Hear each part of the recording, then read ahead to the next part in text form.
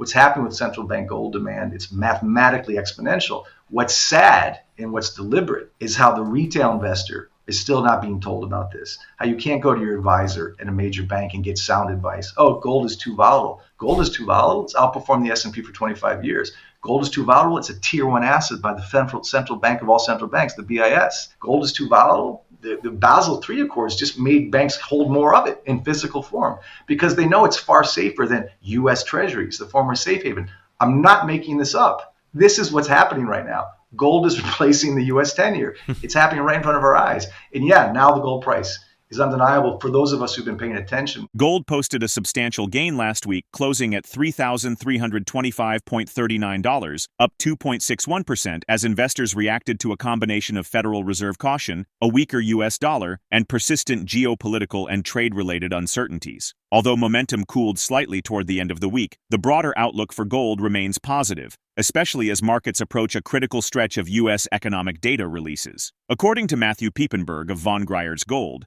gold is expected to rise well beyond $4,000. This prediction isn't based on speculation but on a fundamental economic truth. Gold increases in value as paper currencies continue to lose theirs. In his view, the current monetary system, dominated by fiat currencies and fueled by rising debt, is becoming increasingly unstable, and gold, as a store of value, is re-emerging as a safe haven. However, Piepenburg also notes that the primary beneficiaries of this surge in gold prices are not everyday investors, but large institutions such as central banks and major financial entities. Among these institutions, the Reserve Bank of India has been particularly active, significantly increasing its gold reserves. India, however, is not alone in this strategic move. Countries such as Russia, Egypt, Argentina, Poland, and Libya have also seen a considerable rise in the proportion of gold in their foreign exchange reserves between 2009 and 2024.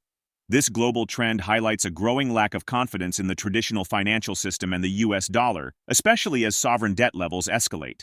This concern was echoed recently when US Treasury Secretary Scott Bessent urged Congress to raise the federal government's debt ceiling by mid-July to avoid a potential default. This event could send shockwaves through global financial markets. Such warnings only strengthen the gold case. As Piepenburg explains, governments burdened by unsustainable debt levels fear rising gold prices because they reveal the inherent fragility of fiat currencies.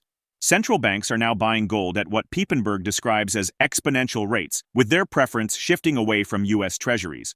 Make sure to tune in for our expert analysis. Don't miss out on future content. Hit the subscribe button and turn on notifications to stay in the loop. Your support is greatly appreciated.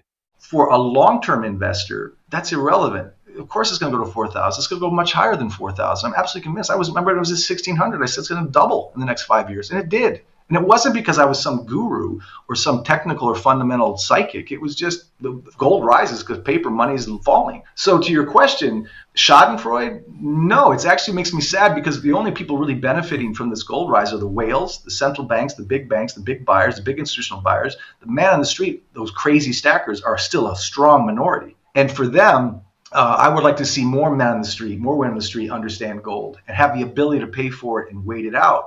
To your question, what am I seeing? Not Schadenfreude, because this is just chapter 1, in my opinion, of a much larger book on the gold price. And for most of my clients in 90 countries, our clients in 90 countries, I never get a call about the gold price.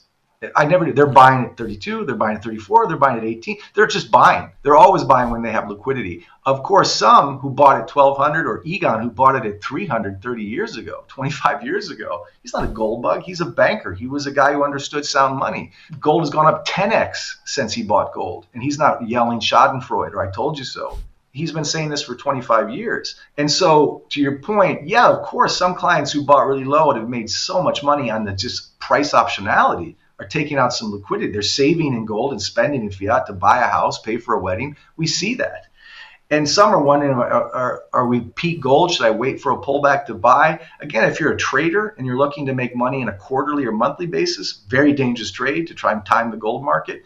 But that's a very different conversation. If you're an investor who's looking 10, 20, 30 years out, gold at 3,500 compared to the M2 money supply is cheap. And compared to where it's heading, it's still cheap. So if you're an investor, there's no Schadenfreude right now because it's going to go much, much higher. And if you're a trader, yeah, there is Schadenfreude. People that said gold was an analog pet rock, dead asset, useless. It's up 25%. The S&P is down. The dollar's down. Treasuries are down.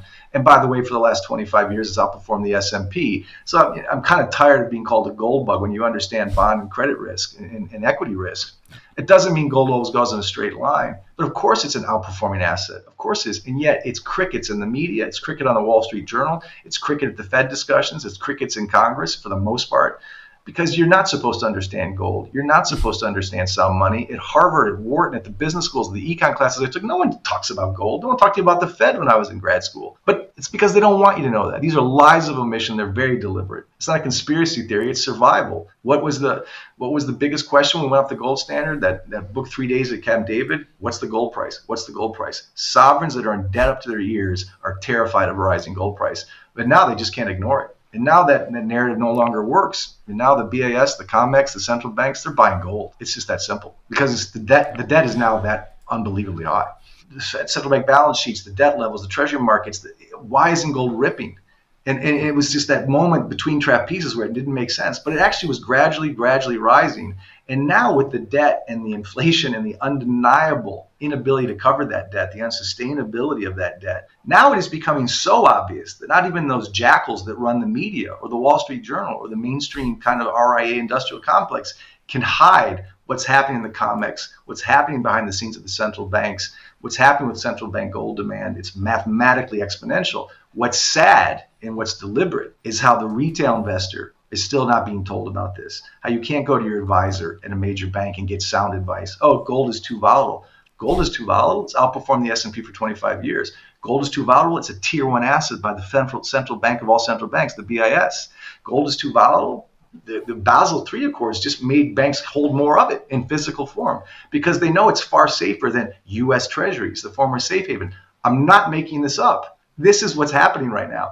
Gold is replacing the US 10-year. It's happening right in front of our eyes. And yeah, now the gold price is undeniable for those of us who've been paying attention. What's sad though, Kai, is a lot of people that still trust their brick and mortar advisor or their consensus think advisor at bank X, Y, or Z, they're still being told to diversify into stocks and bonds when gold just broke a 10-year base on how it's outperforming the 60-40 portfolio. I know it's contrary to your prior guess, but this is math. It's not an opinion. It's just a fact. Matthew Piepenburg has reiterated a stark message: central bank digital currencies, despite legitimate concerns about surveillance and the erosion of civil liberties, are inevitable. As controversial as they may be, their rollout is accelerating, and gold is becoming an integral part of the new financial architecture that will accompany them. Since Piepenburg first issued this warning, gold has risen by over $750, a movement that reflects more than just market sentiment. It signals a strategic shift by central banks away from US Treasuries and toward physical gold, underscoring a broader loss of confidence in fiat currencies and sovereign debt instruments.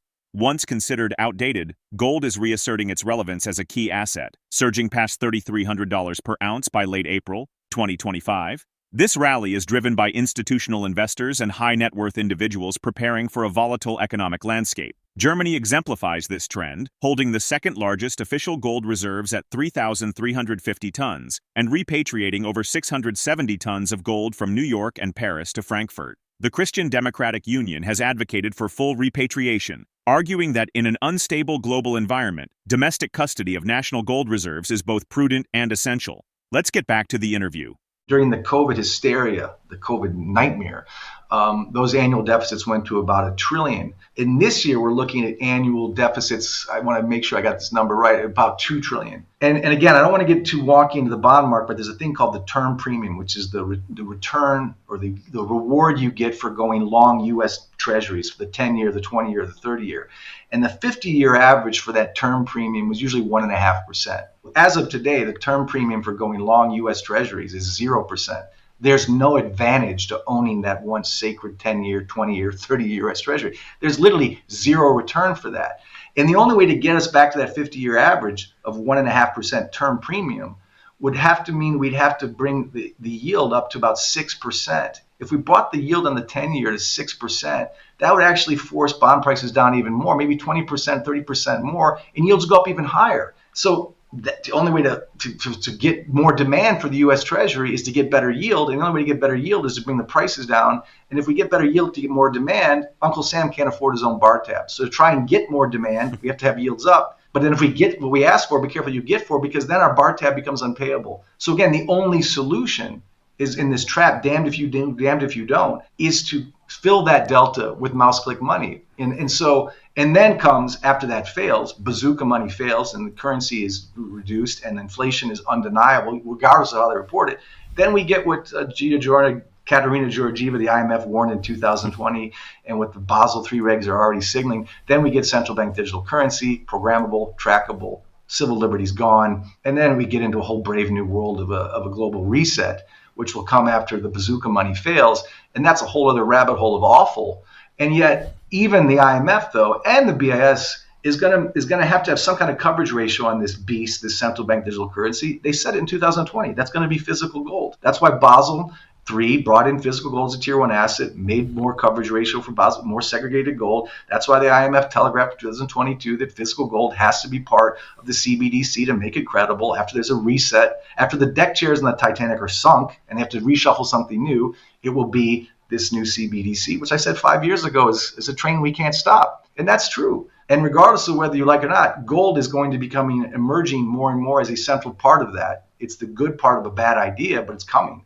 And that's why gold is rising in price exponentially since the last time we spoke, $750 higher. Why? Because central banks are buying it, because they trust it more than US Treasury and US 10-year and more than the US dollar. That's a quantifiable fact. Before we weaponized the US dollar in whatever you think of Putin, whatever you think of Zelensky, that's another rabbit hole. But when we weaponized the US dollar, which Robert Triffin said not to do, which John Maynard Keynes said never to do, Barack Obama said never to do, when we weaponized the US world reserve currency and the FX reserves of a major power like Russia in 2022, central banks went from buying about 118 tons of gold a year to 290 tons today. So central banks are saying, you know what? That US Treasury, in addition to being debt soaked, is weaponized. The trust and love for that US Treasury is not the same. And so there is less demand for that US Treasury, a real problem for Uncle Sam and the Trump White House. And that's why we're seeing all this craziness. But again, this is not a gold bug case, folks. Look at the flows, look at the yields, look at the central bank buying. This is not a gold bug case. This is history happening right now. Big watershed moments, as Neil talked about, and as you know, and as all of us who've studied history and math know, this is nothing new. It's a desperate time, and it'll get more difficult before it gets better. And let's just hope it's not a military component to that nonsense that we're already in. But I can't predict that. No one can. As the financial world faces mounting pressure from soaring debt, currency erosion, and digital monetary transitions, gold is stepping back into the spotlight, not as a relic, but as a critical pillar in a reshaping global system. The escalating pace of sovereign accumulation and repatriation reflects a profound shift in trust, where tangible wealth is favored over paper promises. Amid rising uncertainty and shifting geopolitical tides, the metal's ascent speaks volumes about the deepening skepticism toward traditional fiscal mechanisms and the urgency with which nations are realigning their reserves. The unfolding story of gold is no longer just about price. It's about positioning for a new era of monetary recalibration. Could this quiet global repositioning toward hard assets mark the early chapters of a transformed financial world order? Share your perspective in the comment section. If the video resonates with you, join our community by subscribing to our channel and enabling notifications with the bell icon. Thank you for being a part of our community.